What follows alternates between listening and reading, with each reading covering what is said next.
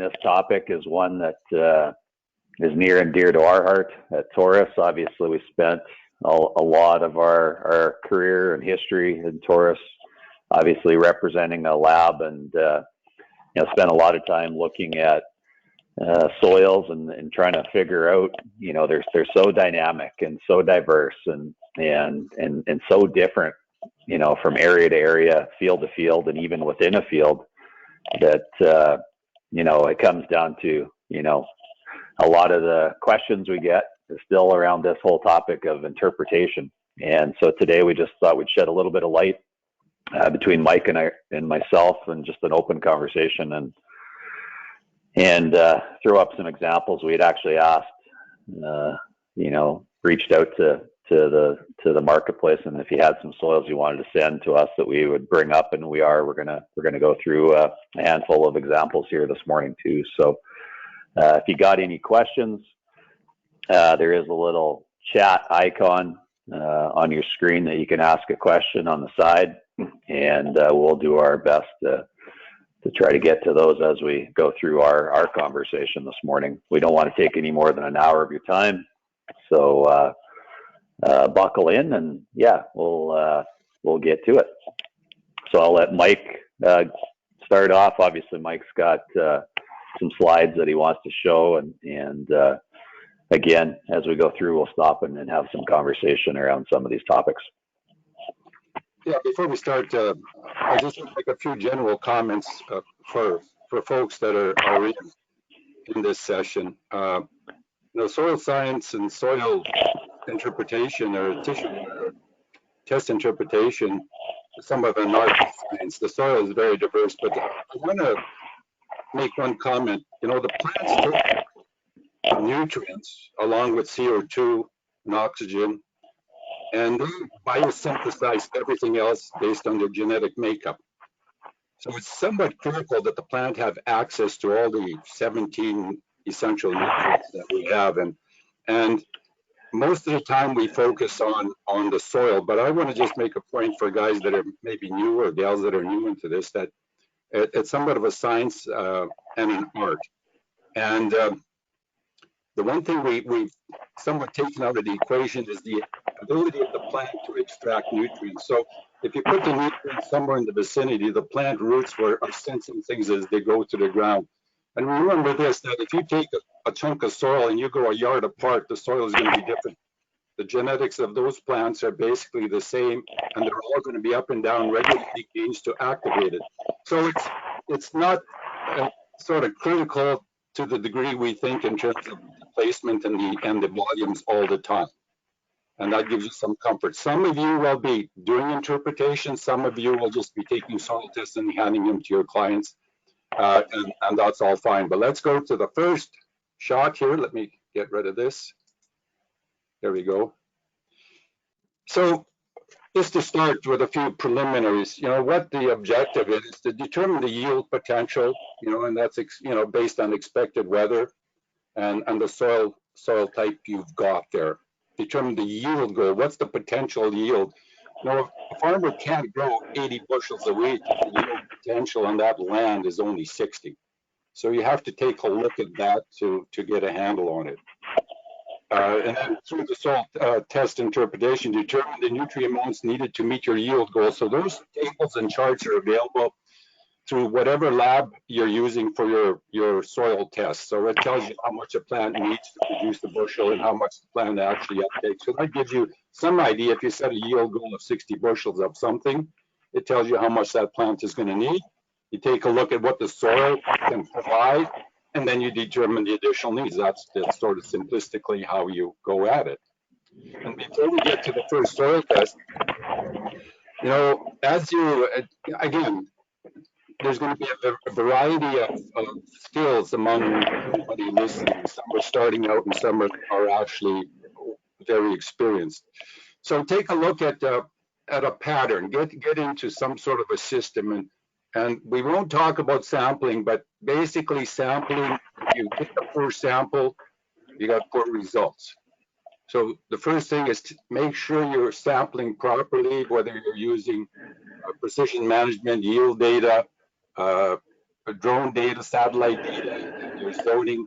Make sure you take your samples. I would GPS mark them, because if you go back the next year and you want a long-term relationship with your client, you're going to want to go back to the same place. And then take a look at what the horsepower is, the CEC, organic matter, pH, sort of give you some idea on the key things. Go through your nutrients, look at your base saturations, look at your micros, your soluble salts, and so on. So develop your own system. Most of you will be growing or living in an area where you have farmers who are growing wheat, canola, maybe peas or lentils. So over time, if you're new into this, you'll get used to what the soil looks like and what crops you have. So set up yourself a little bit of a cheat sheet. That'll sure help you. And then lastly, when taking that soil sample, watch. The one thing that a lot of people don't think of is that water runs downhill. As strange as that may seem and so obvious, that influences where nutrients wind up in terms of salinity and nutrients. So lastly, it takes this much nutrient to grow a 50 bushel yield. Those nutrients are going to come from various sources, from breakdown of organic matter, from residues in the soil, like the phosphorus pool, potash pool.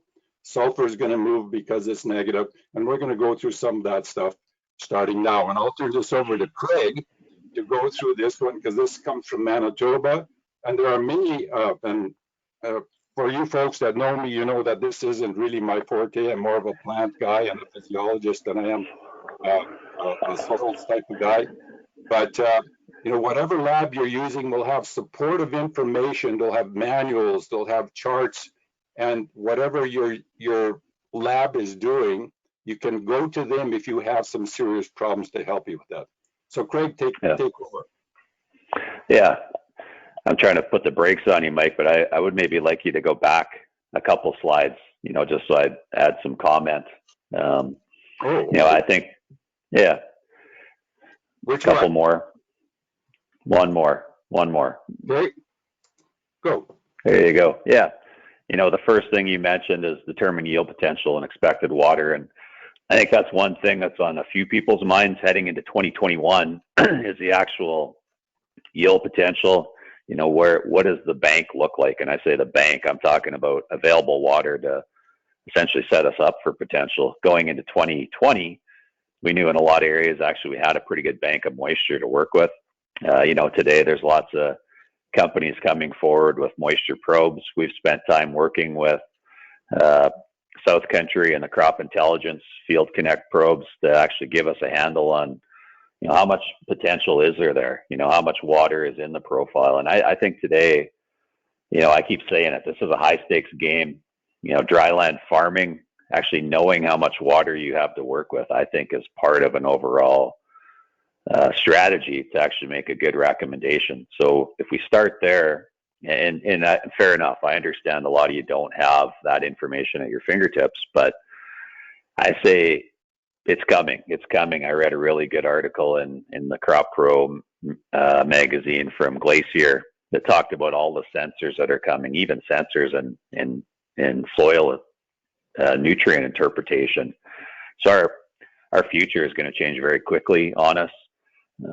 All these, I call them tools. I also say we have 1,000-piece puzzle that we work on, and that's this piece calling growing a crop. It's a 1,000-piece puzzle. Soil test is probably one of those 1,000 pieces. Knowing water-driven yield potential, having an idea how much water you have to work with is another piece.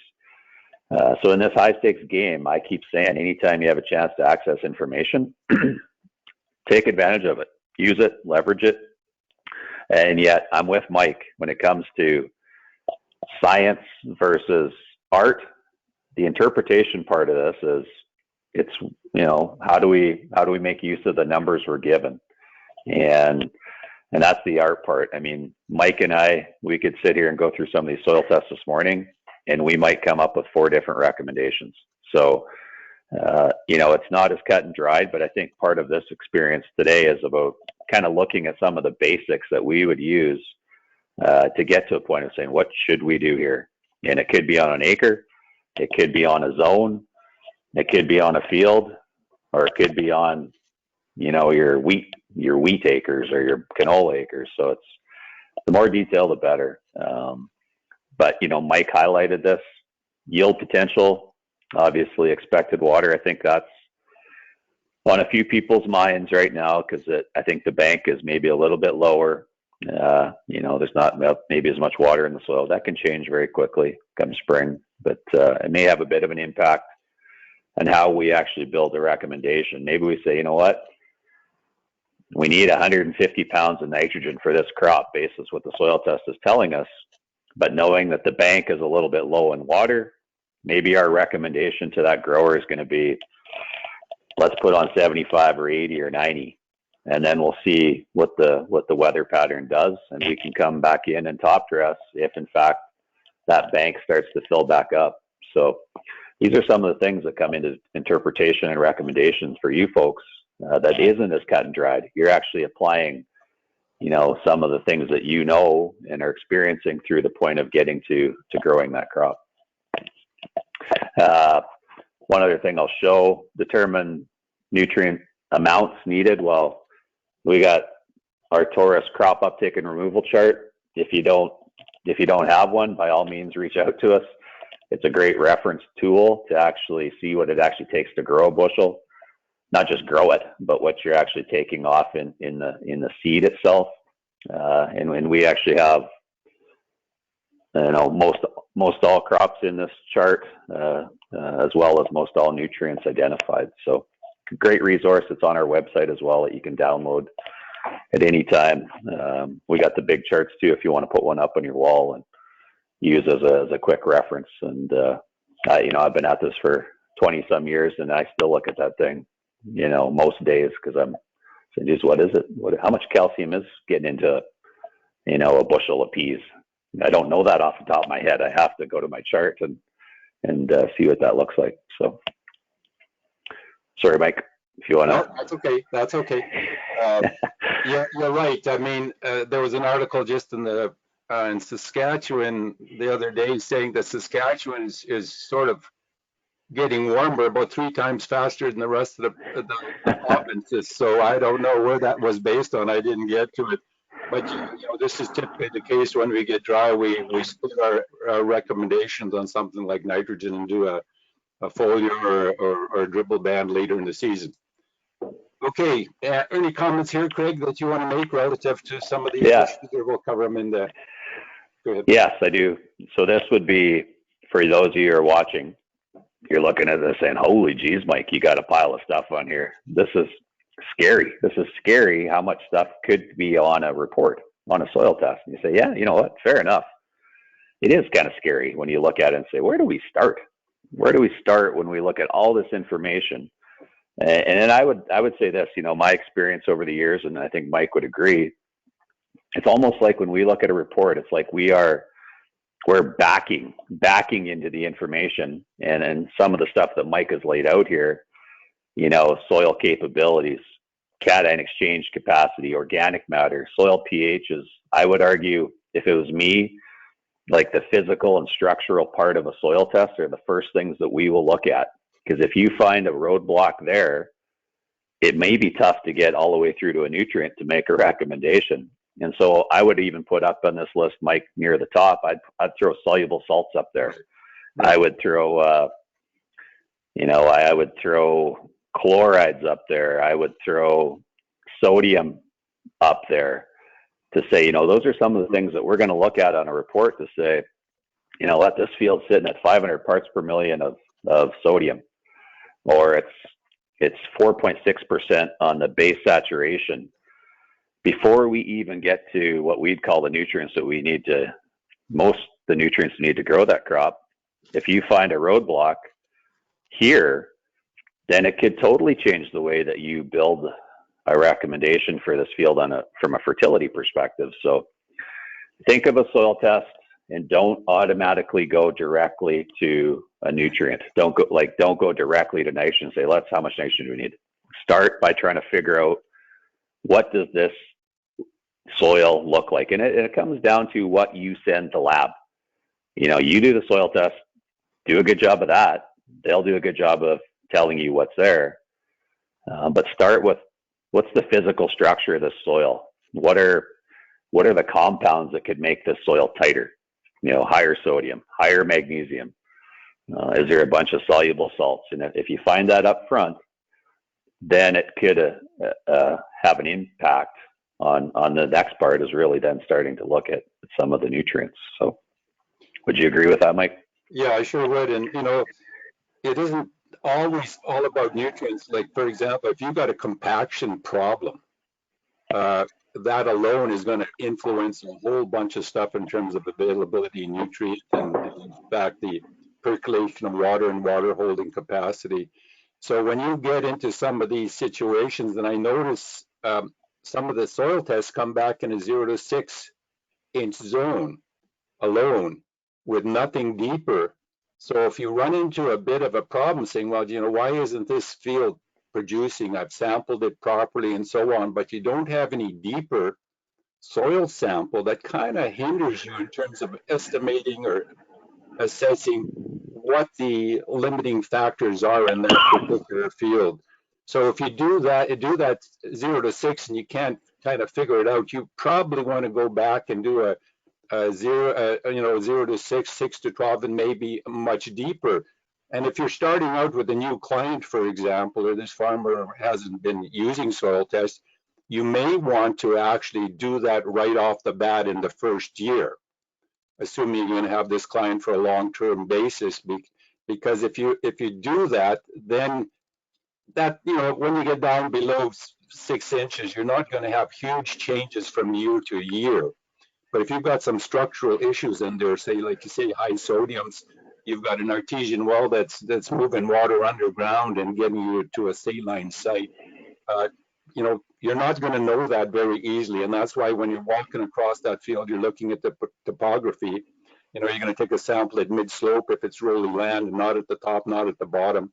You're going to want to be consistent. And I'm a believer that over time, if you benchmark those sites, which you should, and then you have a moisture probe, and you do tissue tests all at that site, you look at a 3-year program to build your understanding and the farmer's understanding of what his soil is like from year to year under varying cropping conditions. And after that period of time, you'll have a really good understanding of what's going on.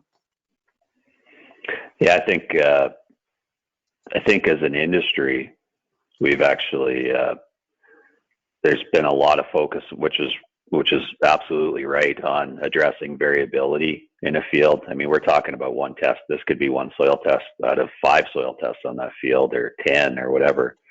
One thing I think we still have some room to improve on is, we talk about variability across the landscape, but I'm saying that same variability exists like this vertically. We can have a tremendous amount of variability across the field, but also vertically. How deep is that good layer of topsoil? What's that subsoil look like? And does that change across the field that could impact water holding capacity and all those things? So Mike is right. I say today we're still very accountant-like. We say take a 0 to 6 inch sample, a 6 to 12, 12 to 24. But in all reality, in the future, maybe in that area of the field, we're taking a 0 to 3, and then a 3 to 9, to try to match up to the soil change and profile to best give you the best report that represents that area. And I think that's some of the learnings that's going to come from the sensor technology, to say, in this area of the field, we need to do a 0 to 8, because there's 8 inches of really good usable topsoil, and in this area is only 3. So why are we doing a 0 to 6 in this area and mixing poor soil with good soil? And then it kind of skews our result. And that's maybe too deep, but the simplicity of it today is, in order to create more definition, we would still recommend, doing more than one sample at depth, 0 to 6 for sure, and then 6 to 12 or 6 to 24. And if you're doing that, it gives you a better feel for, what you have to work with below. We know with moisture probes that roots are growing down 90 and 100 and 110 centimeters, and they could be pulling nutrients that move with mass flow, like nitrogen and sulfur, maybe even boron. If we don't have a test from that area or at depth, then we could be missing some of the equation. I do have a soil test from up here and near the Edmonton area, up by Camrose, where I did a 0 to 3, 3 to 6, and then so on. So I'll show that later on in the presentation to just give you some idea on how radical the changes can be in that small of a soil zone. There's a note here also in this section, a question about aluminum, and not all labs actually offer, you know, aluminum on a soil test report, but if they do, yes, it's another indicator that could create some issue for nutrient availability, especially if you get into more of the, call it acidic type of soils we have here in the western part of Saskatchewan and parts of central and northern Alberta. Definitely, you know, they're going to have higher aluminum concentrations. That could be a major influence on how available your phosphate is. You know, we worry about phosphate with calcium in our high pH soils, but aluminum can be as bad, if not more impactful on actually tying up a nutrient like phosphate. So it's a good thing to look at too up front on your soil test to actually say, ooh, geez, we got 680 parts per million aluminum. That could potentially be an issue for phosphorus availability. Yes, it sure can. Along with when your pHs start dropping down to that 5.5 and below, aluminum and iron and in some cases manganese can become toxic. And when you get aluminum phosphate develop when you know becomes liquid and able to react, moves off the cation exchange and becomes available, it ties up the phosphorus, and aluminum phosphate takes a long time to get that back into the soluble aspects so the plant can take it up. Good question. Yep. Any comments here, Craig? Yeah, I think this is, you know, I think for 2021, especially in, you know, I'd say peas are obviously a long time crop in our marketplace, maybe coming back around in the eastern part of the prairies where there's some definite interest. And I would argue, Mike, that 50 bushels is almost like that's expected. You know, I think we got a lot of growers and a lot of agronomists and consultants out there that, you know, they're probably going to build a crop plan for 2021 on peas where they're targeting 80 bushels. Honestly, you know, I think that's a target that is definitely achievable and it's happening. But when you actually break down 50 bushels and say, holy geez, how good does our nodulation have to be? You're talking 3 pounds of N per bushel. 80 bushels, you do the math, that's 240 pounds of nitrogen that those pea plants on that acre have to find, you know, to grow that kind of yield. And then you dip down to potash and say, holy cow, you know, you're talking, you know, unbelievable amounts of nutrients that these plants have to find. And then you say, well, I'm going to go and build a recommendation without a soil test. And I'm saying, God, that's, when you look at the numbers, it's like, to get there, we better figure out what we got to work with, or we better figure out what may be a limiting factor here. And like I said, calcium, we don't even talk about it. And yet it could be as important, almost as important as nitrogen to this crop when it actually comes to building structure and integrity in the plant to actually get you a fighting chance to get to those higher yields. So that's why I say, if you don't have it, get our nutrient uptake and removal chart, because it's so important. If you want to be an interpreter of a soil test, part of that experience is actually understanding what it takes to grow a bushel. And just to add to that, Craig, you know, when you look at this and so I think 50 bushels is probably the average yield across the prairies. And after this year with some of the wet areas we had where guys got 5 bushels of peas, you know, probably 50 is not a bad average across the prairies year in and year out. And it's going to be interesting to see how Manitoba goes if they move into pea production in that more humid climate, because, you know, we got several issues with that. You know, and you take a look at this one, and peas are one of my favorites because, you know, it takes a lot of phosphate attached to that to get that nitrogen for those nodules and those rhizobium to do that. So, excuse me, a tremendous interlink between all these nutrients. And, you know, your old Liebig's law of the minimum If you sort of squander that potential by shorting the plant, it's just going to reduce those yields as you go forward. There's just no doubt about it. And Yeah, we haven't even talked about boron and stuff like that. That's in these plants. Yeah, a couple quick comments here too, and this is, I mean, that's as crazy as it is. We get into these conversations, and we'll just, where is it going to take us? We could go all day. But you know, there's definitely some. Go back to aluminum, even for say a crop like peas. Kelly is actually, you know, he believes the aluminum will do some root pruning, and I believe it. You know, it's something it's an element in the soil we don't even really think about from, you know, field to field, but at high concentrations, it can be a toxin. It can be a toxin, right? It can be, especially in aluminum, can be in various forms in the soil, but depending on the form it's sitting in, it can be a toxin, almost like sodium in a sense to a plant, where too much of it is actually, it can cause root pruning, and something that we have to, you go back to a soil test and say, we didn't even talk about applying nutrients. We just looked at a soil test to figure out what could be limiting factors to actually allowing plants to grow successfully. So. Yeah, I've got photos of aluminum in some of our soils here, and it just kills the root tips, no doubt about it. The one thing I just want to point out here, in case we forget somewhere, you know, when we look at this and we look at a soil that's maybe really deficient in something like phosphorus, we also have to be cognizant that nutrients themselves with high salt indexes, say with also high nitrogen levels as they're converting, can be quite toxic when they're in too high a concentration right in that rooting zone, especially when the plant is just germinating, putting out those really, really fine roots starting out there. And we typically put our nutrients always in the same place. That's why immobile nutrients like nitrogen and phosphorus and potash are in high concentrations in the surface. And if you take a look at something like KCl, potassium chloride, it's got a really high salt index.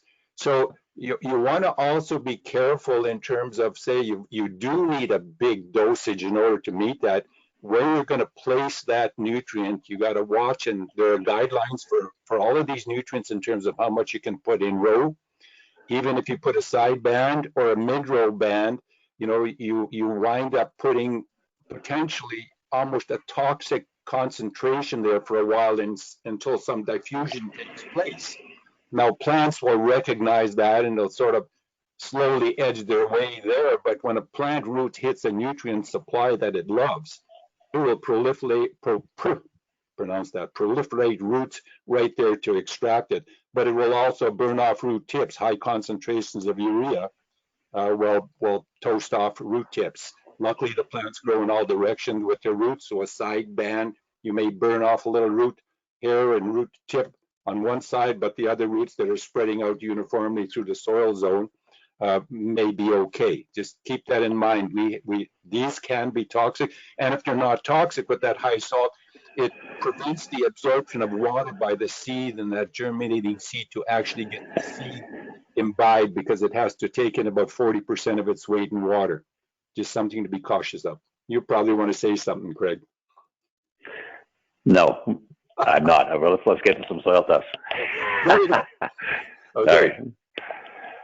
Yeah. All right. Yeah. So this is actually, we had some samples here that were sent in, and honestly, for us, I mean, we could spend an hour on each report if we really want to dig into the intricacies of what it takes to build a really good recommendation. And I know for you out there that are seasoned agronomists that have been doing this for a long time, you know, at some point, you know, a lot of it becomes second hat. You know, you just say, I know what I'm looking for. I go through this quickly and I pick out the intricacies. But if you're just starting out, you know, part of this conversation today is really to look for, you know, some of the basics that we would look to. And so this is actually a report from Manitoba, you know, and pretty indicative of what we'd see in our calcareous soils.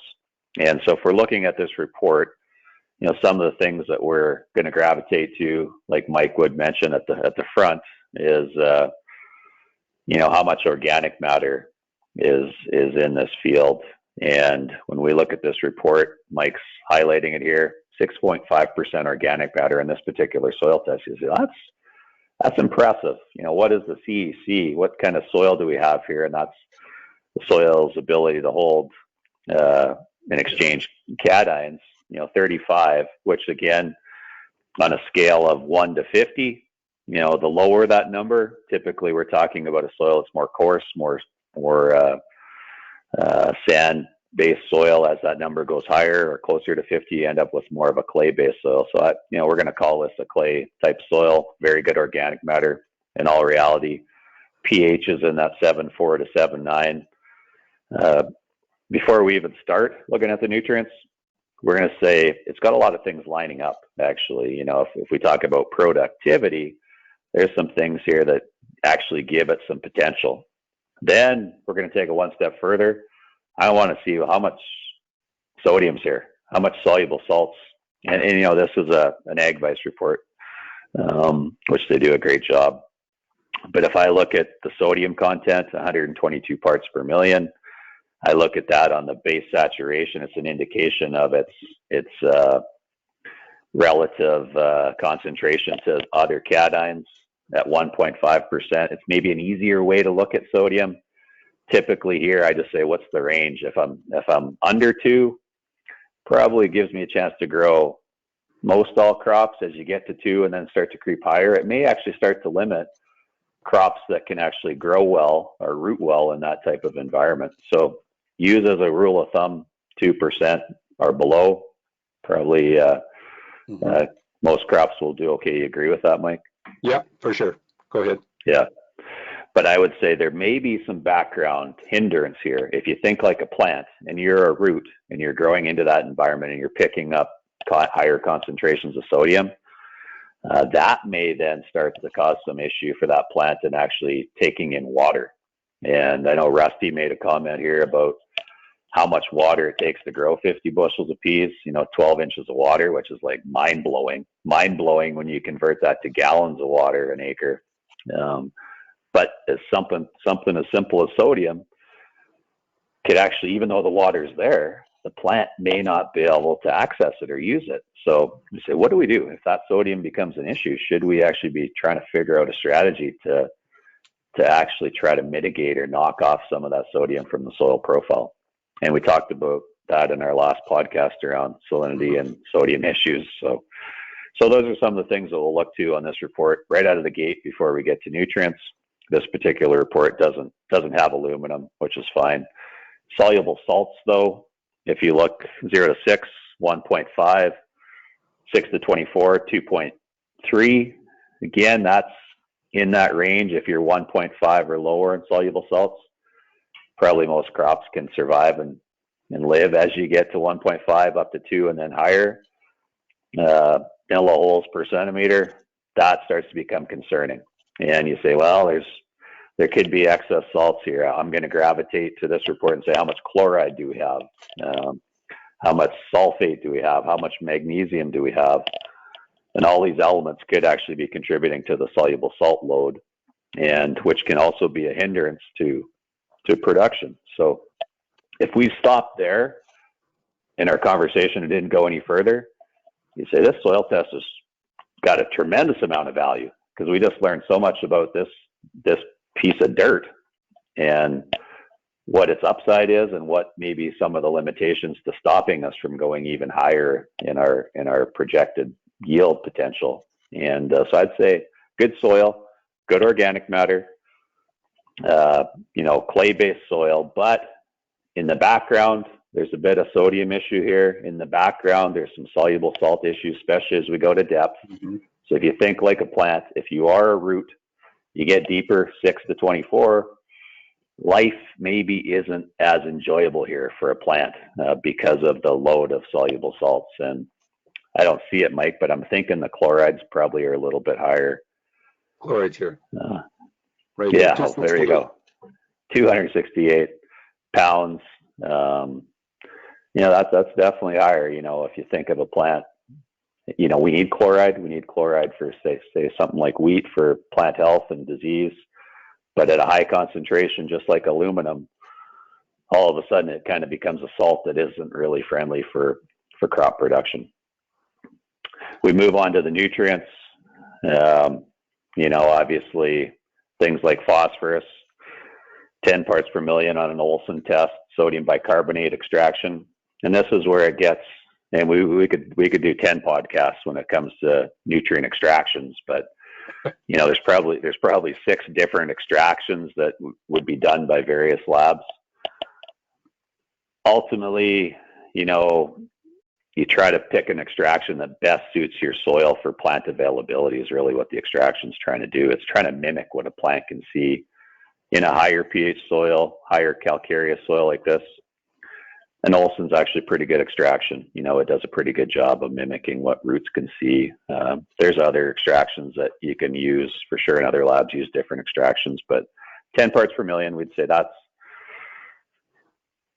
kind of moderate to low, honestly. If I'm looking at a calcareous soil, ideally you'd like to see this at 20 or 25 parts per million, but that's not the reality in dryland farming where there's no manure. You know, we've tended to have taken out more phosphate than we've put back over time, and with the high calcium load here too, Mike, I don't know what we're at, 5,000 parts per million. Yeah, it's a bit of a yeah. It's a bit of a gorilla, and it can actually make it tough. We're applying phosphate, but the calcium wants to tie that up. So potassium levels here are pretty good, 358 parts per million. I call it 700 pounds in the top 6 inches. That's actually a good number. We can cross-reference that to the base saturation. You know, 2.6%. Typically, we want to see that between 3 and 5%. Maybe a little bit lower if it's more of a clay base. It's actually probably a pretty good number. That means potassium probably isn't a limiting factor here. Still would want to put on crop removal. Sulfur levels are actually high. Sulfate's high. This also could be playing into the soluble salts. You know, doesn't mean it's all necessarily available to the plant. It could be tied to another compound essentially and not necessarily available. But it's an indication that's why our soluble salts are as high as they actually are. So, and then the nitrogen aspect here, again, you got a baseline level of residual in the nitrate test, total of 41 pounds in the 2 depths. And this is sometimes, like, we don't have enough time for this on all of the podcasts, but sometimes on a nitrate test, when it comes back high, I would actually question why. Why, at the end of a season, if you grew the crop you wanted to grow, honestly, this is a nutrient that we don't want to leave a bunch left around. There's no value to do that. You know, if you grew a good crop and this is low, I'd say fantastic. If it comes back higher, to me, it's an indication that the plants actually can't get it all. And especially at depth, maybe this is tying back to the soluble salts or higher sodium content. Nitrate's there, but the plants aren't making use of it. And it starts to tell us a bit of a story that if we're going to account for nitrogen at depth in the future, unless we address the soluble salts or sodium issue, maybe we just can't make use of all that in. So we have to figure out how to, you know, adjust our recommendation because we're maybe not getting it all at depth because of soil structural issues. We get into the micros. Again, I'm assuming this is a DTPA extraction with AgVice, and they will have their ranges for those particular micros. But, you know, for the most part, this field looks pretty good, other than I'd say copper's a little bit on the low side.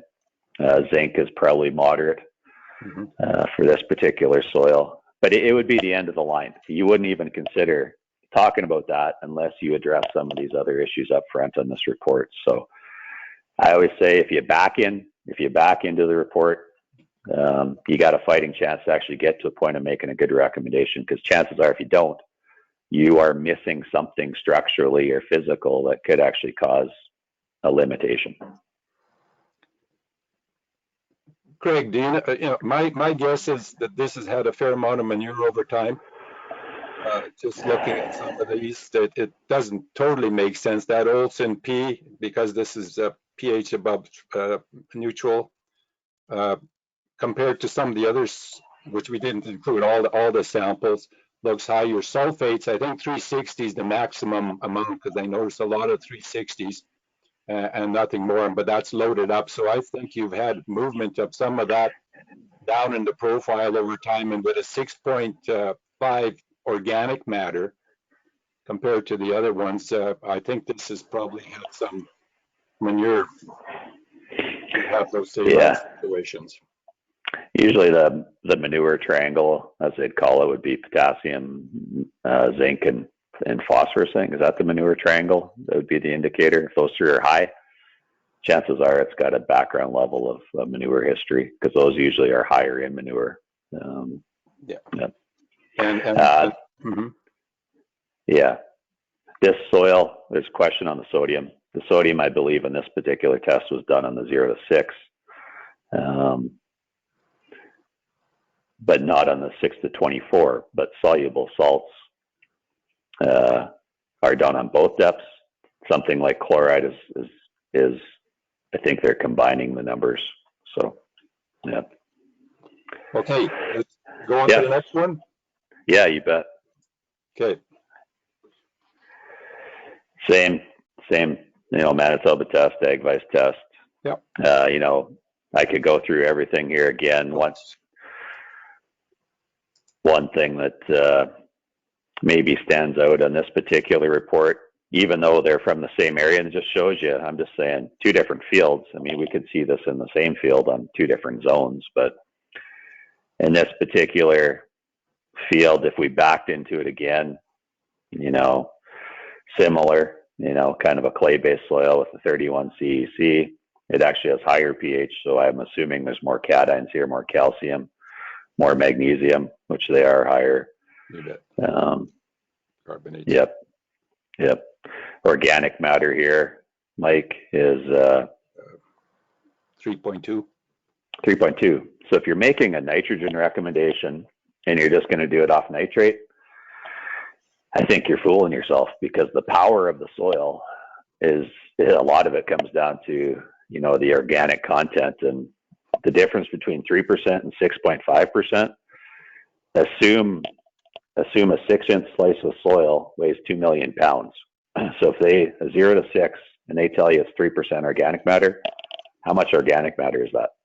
That is actually 60,000 pounds of organic matter on a 0 to 6-inch sample, 6-inch slice on an acre.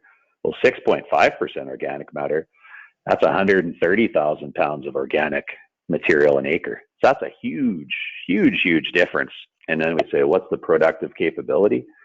I'd say it's there's way more upside in the field before, and its ability to supply nitrogen compared to this, supply boron, supply sulfur out of the organic fraction of the soil. This particular soil test, maybe there is no manure history here. The phosphorus is lower. The potassium is actually lower. Yes. A lot lower. Yeah, so we go from 358 parts per million to 87 parts per million. You maybe would do a recommendation of crop removal on the previous field.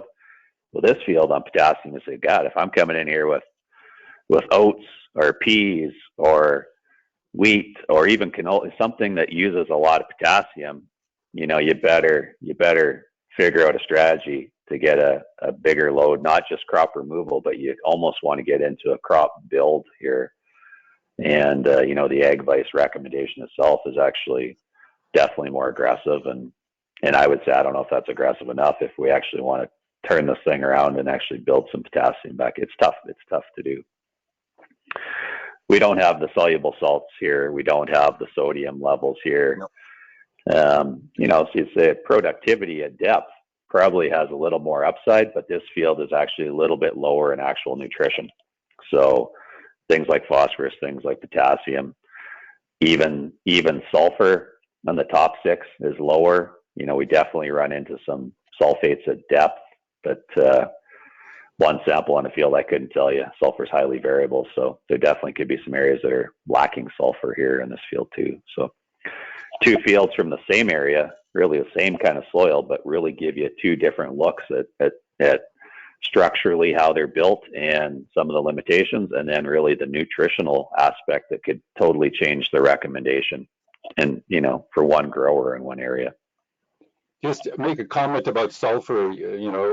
Sulfur is tremendously variable. One probing in the wrong spot can really contaminate, for lack of a better term, because you can get, you can see that once we get from 6 to 24, you're pretty well loaded up the soil with sulfur. So, in many cases, there'll be a recommendation of just a little bit of sulfur, because the variability across the landscape is so great, especially if you're moving into something like canola, which is a real hog on sulfur. In fact, canola is a hog on almost all nutrients. So many guys will put some sulfur down just because the variability across the field is worth it, to put in some either broadcast and with elemental, or put something in the furrow with the seed or side banded. Yeah, I do think we used to talk about sulfur, it's a canola thing, or we need potassium for this crop. Honestly, I'd say that the target yields we're coming out with today with the genetics we have, every single crop we grow is a high nutrient demand crop, right or wrong, whether it's soybeans or peas or lentils or wheat. Or I just say if we're pursuing yield, every crop is a high demand crop for all nutrients that we need to get there. So because the game changes, 80 bushels of wheat, 50 bushels of canola, 70 bushels of peas, they all are high demand crops for all nutrients. They are, and I just would point out for folks, if you look at the yield goal, and this is 44 bushels of canola in the upcoming crop year, and this is what they're recommending, 122 of N42. So if we're going to shoot for those 60 bushels, and this land has pretty good, the CEC is pretty good. Organic matter is not spectacular, but it's fine and dandy. Carbonates are not bad. Your salinity and sodium are good. So, Craig is right. If we're going to go for big crops, which, many of the clients who I'm familiar with from my old agri-trend days, so to speak, 44 bushels of canola for them would be really a poor crop. And that's how much nutrient we got to add to the soil just to get to the 44 bushel. And we're taking on a per bushel basis, that's going to take 44 pounds of phosphorus alone, in terms of that yield potential, at about a pound of P per bushel. So when we look at the phosphorus level here, we're going to have to do something. Yeah, part of a recommendation too is that you're going to build into, you got an understanding of what you got to work with, but then you got to factor in the strategy and the logistics of it all, right? And where are you putting the fertilizer? Is it going in a single shoot 3/4 inch opener? Is it going in a 3-inch sweep? How much can you put on ahead of time? Then goes to the types of products you have, at your fingertips to use. I would argue here, high pH soil, low phosphorus levels, phosphate probably is going to tie up on you. Maybe you need to look at something like a crystal green that is seed safe, that allows you to pursue address the rate without bringing any more salt load, and then taking the soil out of the equation. You're going to make life easier for the plant because the phosphate isn't being tied up by the soil. Those are some of the things where strategy comes in, that we need to look at moving forward.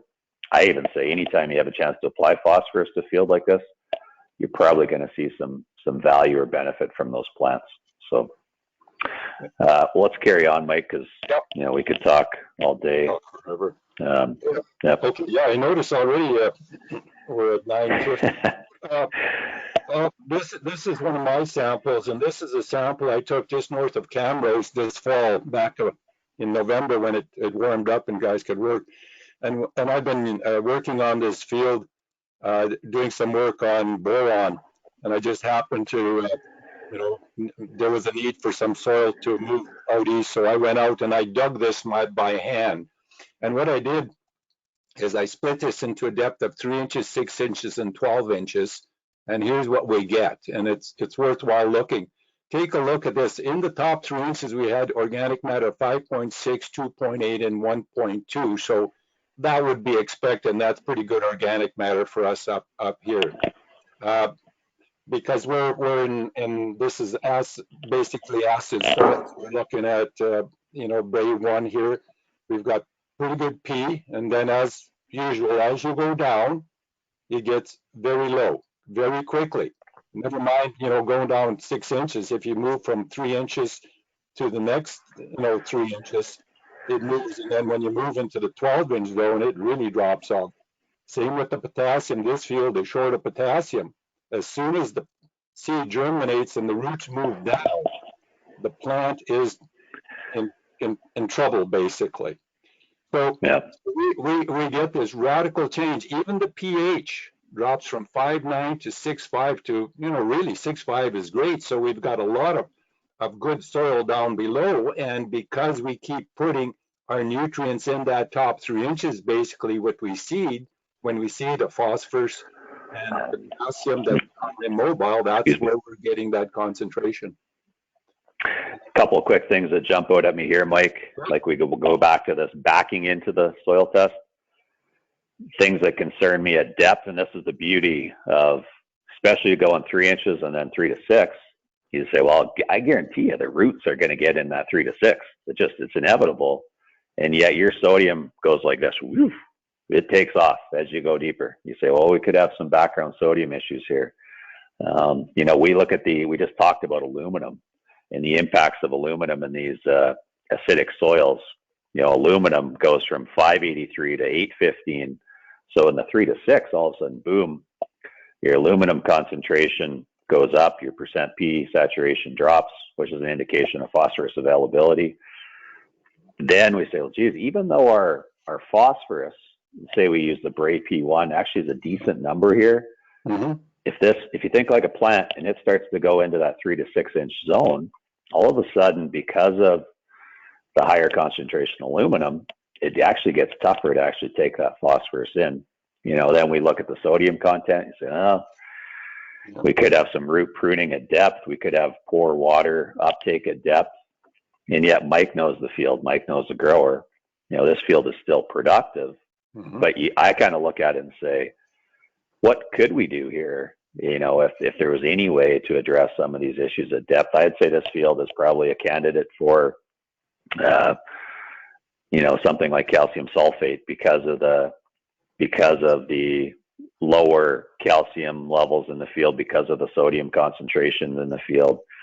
Again, phosphorus could be an issue. Potassium could be an issue into the season. You could argue whether you agree with it or not, but I would say maybe part of your recommendation is a foliar program or a foliar strategy to get some potassium into this plant at flowering or heading, or getting some phosphorus into this plant a little later into the season, because at depth, those nutrients really become challenging for the plant. Water utilization could become a bit of an issue. So you can learn so much from a report, and we could spend an hour on each soil test if we wanted, because we just love digging through this information. And yet we've hardly spent time talking about nitrogen, and yet, that's the number one nutrient that everybody uses, and it's right. We need it. But to really pursue potential, a lot of it comes down to figuring out some of these intricacies, and there's so much value in spending time going through a report with your grower. Now, I understand you look at this and say, this is scary. This is scary stuff. There's a lot of stuff here in it. I don't know where to start. But, that's, and there's lots of people that have made their careers out of figuring this stuff out, and rightfully so. And we love it. But try to learn the intricacies. Back into a soil test. Don't get caught up in the nutrients out of the gate. Back in and try to learn some of the intricacies of this land before you get to making a nutrient recommendation.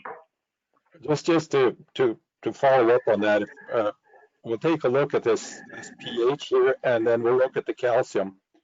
So you can see that as the pH, it's more acid here, the calcium availability is down. Now, to solve this calcium base saturation, which is a little bit, just on the bottom edge, notice down here, what's the recommendation? 2 tons of lime. Yeah. And that's exactly, this farmer didn't put on 2 tons, but he applied a ton of lime per acre this fall. If we move this pH up, it in principle should help solve the calcium issue. It doesn't resolve it, but it should enhance that a bit. I mean, we could put some calcium sulfate in here, and this farmer did in fact put 20 pounds of calcium sulfate in furrow along with crystal green. So he recognized this, but I can also tell you that this farmer hadn't soil tested in years. And I did some tissue tests on here, and it showed tremendously low boron, tremendously low potassium. So he broadcast a couple, 40 pounds of N and a pile of boron as well, because it was really low in boron. You can see in this field, boron there's a little bit in the top, but as soon as you move down, there's very low boron and the micro. So to start on this one, and the first thing that he chose to do was to, in fact, try and move that pH up right in the rooting zone and the seeding zone as a starter and see how that works. And then he's got 2 high boy sprayers running 8,000 acres. So he can put on foliar nutrients all season long in combination with either herbicides or fungicides through the growing season. So I think that's the way he's going to try and handle this, because sometimes putting more in the soil, if there's lots there, but the plants can't get it, until we balance this all out, you have to spoon feed it with foliars. Is this like a sandy loam type of soil, Mike, or? Yeah, the CEC here is 17.5. So it's sandy loam. If you get down into here, where I take those samples, you can just look at the color of the soil, and this looks like sand, and this looks like a little bit darker sand, and this has got a blackish color to it. So yeah, it gets pretty sandy down there, and you can see that the sodium down deep has moved down into that profile because it's really hummocky and hilly. So okay. There's a lot of small drainage patterns into low spots that are accumulating sodium. Yeah. And we didn't do the soluble salts, but I suspect those are higher too. Yeah, there's some things here too. Even say we end up getting to the nitrogen part of the conversation, we would still actually look at this soil test and say, well, it's a sandy loam. How stable is that nutrient as nitrate? You may want to factor in some nitrogen management into the equation. ESN as a season-long feeding option, maybe putting on a stabilizer to prolong the conversion from ammonium to nitrate could be of value here, just to keep that nation, try to keep it in the top 6 inches where plants can use it. Because if it gravitates down to the 6 to 12, and you got 4.7% base saturation of sodium, I don't know if we can actually make as much use of that nation at depth. Now in this soil test, you'd argue there's not a lot of free nitrate down there, so maybe the plant did a decent job. And Rusty makes a point here. What about tissue tests? And I'd say Mike's all over this. I mean, I'd say the best interpretation of a soil test is if you went out and tissue tested the exact same spot, like Mike said, and say, what is the plant seeing? Take 3 tissue tests through the season. Say, what are the trend lines of the nutrients? What is getting into the plant? And I think you become a better interpreter of a soil test when you can actually bring a tissue test into the equation, because you just say, well, now I can actually think like a plant, because I can see what the plant's actually accessing or struggling to get. And now I go back to the soil test and say, yeah, this is making more sense to me, because, yeah, you know what? Yeah, potassium level on my 3rd tissue test as I get to heading, it fell off a cliff. What happened? Well, I guess my roots are going deeper. There's not much potassium down there. So now I'm going to go back to my soil test and say, that is right. There's no way that plant can get the potassium it needs later, because it's not there, or, the roots are struggling in that zone. And the tissue test told me just that. So tissue testing is maybe another level that you can add to your interpretation of a soil test. You don't think of it that way, but I always think a year ahead, and a tissue test helps you with that next soil test that you take. So just so you know, Rusty, I do have the tissues on this one, because I was taking tissues. In fact, I was splitting the tissue tests in the bottom third, middle third, and top third of the plants through the summer because I was interested in the actual variability through the growing season. This was canola. As the plants grew, and I was testing boron because I was broadcasting boron to see how the boron was moving. But I do have the tissues, and I did include them, but I took them out because time. It wouldn't focus on the test. But yeah, and in fact, we have a joint project with a seed lab where we're actually taking a look along with the soil test, the tissue test. We're looking at the nutrient content in the final seed. I'm a sort of believer that the plant knows what to do, and the plant is going to do everything it can to get the nutrients into the seed because that's the objective. So if we combine all of those, we're hoping to get a better idea of not just what's in the soil and the availability in the soil, but what can the plant actually see and get and move. And we're getting some interesting early results. And it's sort of it's helping tell me what that plant couldn't get in the summer if I'm deficient in the seed. So, that's going to be a webinar I'm going to do in the new year to take a look at movement of nutrients in various plants and how that happens and what happens with those nutrients. Yeah. We're at 10 o'clock. I don't know what to do. Yeah. So we are at our 1 hour. We will, if you want to stay with us, we will actually add on 15 minutes and we'll cut it off there. I mean, as you can tell, Mike and I love this conversation, so we'll maybe try to spend a few minutes and go through a couple more reports. Yeah, we'll do it quickly. But if you got to go, that's great. We appreciate you sticking with us for an hour, but we'll cut it off at 11:15 Manitoba time, 10:15 Alberta time. So yeah. Yes, and the question was on tissue test timing of the day. Ultimately, if you want your plants respirating and have a good representative tissue test, you want to do that early in the morning or later in the evening.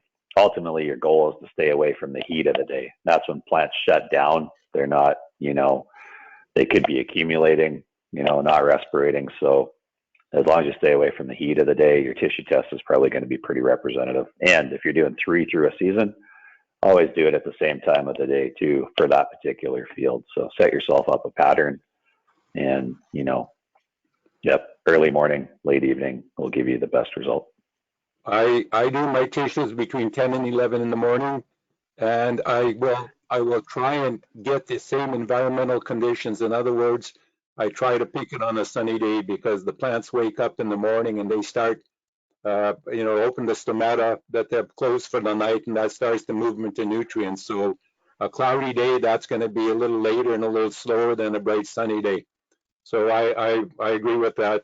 I've looked at a lot of stuff that doesn't necessarily agree with that, but I think there's some merit to do it at the same time of day, as best you can. I mean, if you're covering a lot of acres, you're really, you're stuck with that, but try to do that. Yeah. Any other questions, Craig? Nope. Let's try to get through a couple more here in the next 10 minutes. Again, here, these are 2 fields from the Moosomin area. And I think what the point was here was looking at the sodium. I can't see the very top right percentage here, but there were some sodium issues. Craig, take a look at this and see what you think about CCs here. You bet. Just before you go, I want to point out something here. If you look at this CEC here, right here, 45.7, you'll notice that the pH is 8.1. Once you get above about 7.5, you have a lot of free lime, and that test doesn't include free lime. That skews your CEC quite a bit. So the CEC is probably affected, is probably more in the 30 to 35 range in reality, as far as I'm concerned. Yeah, when you get a high reading on a CEC, it could be artificial. So at that point, we'd recommend doing like a benchtop chemistry to measure the actual sand, silt, and clay content. Reason being is, yes, free lime can artificially, it's not actually tied to a soil shelf or a soil particle. It's free in the soil solution, essentially. And yeah, I mean, this area, chances are the base subsoil is got a lot of calcium carbonate, essentially, and that's what would artificially inflate the CEC. Chances are the calcium level's more than 7,200 parts per million. It could be 15,000 parts per million, but the lab's only tested to that level. So right. Yeah, Go ahead. Yeah, these two soils, when you look at them, call it same area. You know, again, when you look at the soils, higher pH soils, higher levels of cations. Obviously, one's got quite a bit higher level of calcium and magnesium, which brings up the CEC artificially, probably. But what it does show us is that it could make life a little tougher for other cations because your availability gets skewed a bit. So things like potassium could be a little bit tougher from an availability perspective. We do see here too, the one sample is definitely higher in sodium, right? So structurally, sodium can mirror the particles, soil particles in it, and you know, your water infiltration, water penetration, root development, all those things can be affected. And you know, that, not that it's over 2% on the base SAT, but it starts to become maybe a limiting factor for top end production. And if you looked at these two fields and say, what could be a limiting factor for the next 5 or 10 bushels, you know, one may argue that, you know, the bottom soil has got a higher background level of sodium that definitely could be an issue. And it also starts to show up in the soluble salts as well. You know, from 0.4, which is not a concern at all, to 1.3, which you say, well, you know, depending on the crop, probably not the end of the world. Most crops will do okay there, but you may, for top end yields, it may be a limiting factor for that next 5 bushels that you want to obtain. So yeah, lots to learn. Both soils are, call it, low in phosphorus. Probably have some limitation in potassium because of all the cations there. Issue was that the bottom one was a poor performer, just consistently a poor performer compared to the other field in the sort of same general vicinity. Yeah, we would come along and say, you know what, maybe with some surface drainage or some tile drainage on the bottom soil, combined with like a sulfur plus or calcium sulfate to displace some of that sodium, right, you could take that area that's, call it, producing, but you've lost the upside, to actually say maybe there's an opportunity to regain the upside by managing some water and then displacing the sodium to actually reclaim water utilization for the plant in that area. Yeah. Yeah. So these were just some issues. So we'll go on and yeah, we'll be okay. I just want to read this first. Samples were pulled. This was submitted from somebody. Samples were pulled from the same field, 5A and B. The poor one. The poor area consistently yield 20% less, don't have a lot of history. 2020 crop was canola, probably been a wheat canola rotation or oats wheat rotation. A good area was most recently broken, or the good area, pasture type land compared to the poor area. We're hoping to have something stand out in the soil test that would give us a clue on why the consistent yield differences, but other than a few subtle differences, I'm not seeing anything that stands out. So here's the challenge. There's the soil test. Yeah, you know, sometimes you really got to dig in. You really got to go through it with a fine-tooth comb to actually say what is going on here. What is the difference here? You know, because at a glance, you know, it's hard to see anything really different. And I would say, though it may not seem like much, and maybe this doesn't fully represent the two different areas of that field, but going from 4.2% organic matter to 3.7, I times that by 20,000, and you do the math, and you say, oh, there's thousands of pounds difference of organic matter on an acre, which could mean the difference of another 10 pounds of nitrogen. I don't know that, but that could be one aspect of it. The other thing that jumped out, and maybe it isn't going to jump out at you, but the soil type, CEC, you go from a 29 to a 22, potentially the water holding capacity, things like that structurally. Maybe in a drier bias season, the 5A just does a little better job of maintaining water. If it's a little heavier, more clay-based type of soil versus one that's more, call it like a loam type of. Loams are usually pretty good soils, but those are two things when I looked at it that kind of said, oh, that doesn't seem like much. The other thing, and though it's not a huge spread, but the aluminum concentration, you go from 57 to a 181, that in behind the scenes could start to tie up a little bit more phosphorus, though we don't typically think like that on a high pH soil. Here, phosphorus availability might be a little bit more restricted in the 5B sample or the pore area. So little subtleties like that you just don't jump at you. When you really start digging in, could be things that from a structural and mineral content of the soil that you'd want to look at. The other thing I would recommend to take it one step further is maybe do a biological analysis here. Go one step further and say, what does the biological activity look like between these two areas? And today you have that option. A&L offers a biological test. You say, what does that come back like with, what's the respiration of the soil? What's its content of good biology that can help feed, a productive plant? So sometimes it just isn't in your face. You have to really kind of dig in and say, what are some of the subtleties, or take your test one step further. What Mike and I would both argue here is that without knowing what's going on below 6 inches, right, it's also very tough for us to say maybe the pore area, it turns into sand, or maybe the pore area below 6 inches, it's got 500 parts per million of sodium, or the soluble salts are sitting at 3. And so really that crop can only live in the top 6 inches, and below that in the poorer area, roots just really struggle, period, to find water or use water.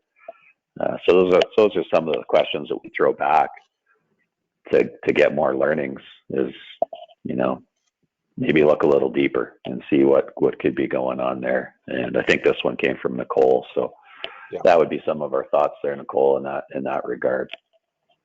Yeah. Yeah. Go ahead, Ken. Yeah. Anything else you see there, Mike? I just want to reconfirm that when you do that 0 to 6, especially, it sounds like this is new land for you. For sure, I would go deeper on the first go at it in order to give you some idea on how we can maybe take a look at this in a more constructive way. So much more happens down deeper and gives you some clues. Yeah, we know most crops will root to 100 centimeters if they can. Sometimes there's something below that limits that to actually happen, right? So yeah. Yep. This is another one submitted. Just nothing fancy about it. There were two just to take a look at, but maybe quickly. And I think we've only got 2 more slides left, so we'll get through them. Again, this is 0 to 6. Don't know anything else about the field, Craig. Okay. Yeah, I would say basis pH. It's probably in an area that has a little bit more of an acidic base to the soil profile. At 6.2, CEC at 15. Probably we're working with a sand, maybe a sand loam. If I'm on a 0 to 50 scale, you get below 20, you start to get into the sands. And usually when you have a low CEC, it is probably accurate. We don't have to do a benchtop chemistry. We're saying, if it's 10 or 15, it's probably a sand. It's probably a sand. What it does show us here is this soil has high levels of potassium for a sand. The zinc is moderate. Phosphorus isn't too bad. I don't know if there's a manure history. I don't know if the triangle is lining up for us. Rusty would say maybe not. Zinc's not high enough. But overall, structurally, there's a bit of background level of sodium. Soluble salts are low. For a 6-inch sample, I would say it's got the baseline to be pretty good soil. We may question its water holding capacity. We may say, when we put on nitrogen, do we have to be concerned about it leaching below the rooting zone? You know, things like phosphorus availability probably don't look as concerning. Things like potassium don't look as concerning here. Sulfur is maybe a little bit lower than you'd want. So probably, and again, sulfur stability, like nitrogen stability, you might want to use a sulfur product that's got season-long feeding versus sulfate that's all available up front, and then say, it might leach on me and I can't use it. So anyway, it's those little intricacies that you go past the saying, here's the recommendation, but let's select the right products. Let's get the right products in the mix to make sure that the crop can make use of them because of the soil that we have to work with. So like a sulfur plus here, an elemental sulfur here could be effective. You know, something with some season long feeding that can give you some stability. So yeah. Same issue here. That, you know, you mentioned it, you know, 0 to 6. I mean, you could go down the next 6 and have sand coming out the yin yang in this, and not much holding capacity there at all. I mean, there's a low boron, but that would be typical where you got relatively low organic matter and a low CEC. There wouldn't be a whole lot of holding capacity on your mobile nutrients, but which might be moving down into the next zone and a little bit lower. So, yeah, so a foliar boron could make sense here, Mike, to get it into the plant earlier on in the plant's life. Yeah. Right, and with that low CEC, and if you had a lot lower down below, you might be spoon feeding this a lot more than you would typically, because its holding capacity might be somewhat compromised. Yeah. Last one, and we'll finish because we're definitely over our second time. There is one question here from Carter about tissue testing for foliar nitrogen application. What's the best window to do that? You know, I think there's going to be more information on tissue testing with nitrogen content to give us an indication of how much more we should be adding if we have the water available to make yield and protein. So I don't have that off the top of my head, but I know there is actually a bit of a guide to say if you're at 4.6% or lower, how much additional N you should be adding for that crop to actually either bring up the nitrogen content in the plant or add more yield. But we can get that for you, Carter, if you give us some time after this call. Yeah, I mean, the tissue testing, you're going to want to take it, you know, somewhat early on the nitrogen so that you can feed that crop and keep it going. Kind of always remember, as you're building cells in the plant, and the plant is growing in that early uptake phase during that we call the vegetative stage, it's also growing all its reproductive parts during that time period. And the key thing to remember is if the plant doesn't have enough nutrients, adequate nutrients, it slows up the building of those cells, because it can't build the cells primarily without nitrogen, phosphorus, you know, which are largely involved in the building. So you want to make sure you got it in there early. Most of the phosphorus taken up by the plant, you know, probably 75% of P in the plant will be taken up by the time it's you know, through 50% of its life. So early on uptake of these nutrients to build the plant is really key. Otherwise, you're stalling the growth of that. And in our environment, in our growing season, it's really key to keep feeding that plant consistently. Yeah. I'm done. Okay. One thing we didn't get to, and honestly, you know, we could spend all day, but we did have plans to kind of take a test and actually build out a recommendation with our interpretation of that, you know, and everybody's interpretation may be slightly different. We're not going to get to that today, honestly. We may want to come back and pick 2 or 3 tests on a future call, and actually just let's take it and build out a recommendation basis what we see on those reports. So not today. We've taken more than enough of your time, longer than we like, and so we do appreciate that.